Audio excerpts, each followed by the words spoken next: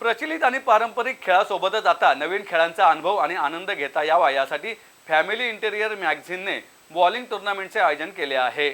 स्पर्धेमध्ये एकूण 75 आर्किटेक्ट आणि इंटेरियर डिझायनर सहभागी होणार असून त्यात 35 महिला खेळाडूंचा समावेश आहे, अशी माहिती स्पर्धेचे आयोजक व फॅमिली इंटेरियर मॅगझिनचे संचालक मितेश पतंगे यांनी पत्रकार परिषदेत दिली। यावेळी संभाला होमचे संचालक आदित्य जिंदाल व विष्णू नायरू देखील उपस्थित होते। मितेश पतंगे म्हणाले, कामाच्या व्यापातून थोडीशी फुरसत घेऊन आपल्याच क्षेत्रातील मित्रमैत्रिणींसोबत आनंदी वेळ घालवता यावा या प्रमुख उद्देशाने बॉलिंग स्पर्धेचे आयोजन करण्यात आले आहे। फॅमिली इंटेरियर गेल्या 7 वर्षापासून सातत्याने विविध उपक्रम राबवित आहे। या स्पर्धेच्या माध्यमातून देखील एकमेकांमधील संवाद आणि नेटवर्किंग वाढेल।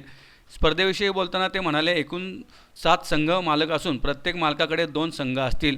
एका टीममध्ये 5 सराव वास्तुविशारद आणि इंटेरियर डिझायनर असणार आहेत।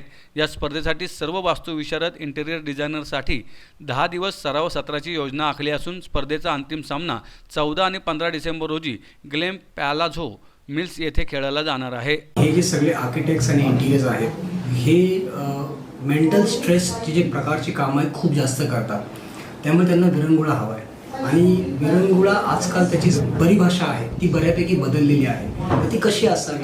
ती अशी असावी ज्याच्यामध्ये त्यांना शारीरिक किंवा दुसरा कुठलाही कष्ट नसावा, त्याच्यामध्ये मजा यावी, लोकांची भेटता यावं। पहिल्या 3 दिवसामध्ये सगळे आर्किटेक्ट्स एकत्र खेळणार आहेत, एकत्र प्रॅक्टिस करणार आहेत। त्याचा मागचा उद्दिष्ट हा आहे की सगळ्यांची गाठीभेटी व्हावी, ओळख व्हावी। टीम करून त्यांची विभाजणी करण्यापेक्षा एकीमध्ये त्यांच्यावरती आपण करण्यासाठी हे 3 दिवस त्यांना आपण एकत्र प्रॅक्टिस करायला लावतोय। नंतरचे 3 दिवस आपण त्यांना टीम म्हणून प्रॅक्टिस करून देतोय, म्हणजे बॉन्डिंग होतं, एकमेकांची ओळख होती, संघटित होऊन एक वेगळ्या विषयावरती त्यांना पुढं काम करायला सोपं जातं।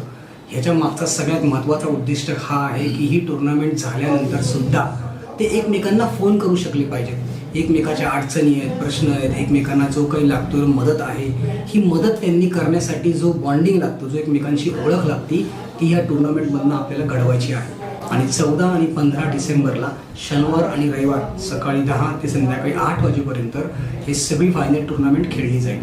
ह्याच्यामध्ये 75 जेव्हा आपण आर्किटेक्ट्स म्हणतो त्याच्यामध्ये साधारणपणे 35 महिला आर्किटेक्ट्स खेळणार आहेत, त्याचबरोबर पुरुष आर्किटेक्ट्स पण याच्यामध्ये असणार आहेत, इंटिरियर डिझायनर पण असणार आहेत।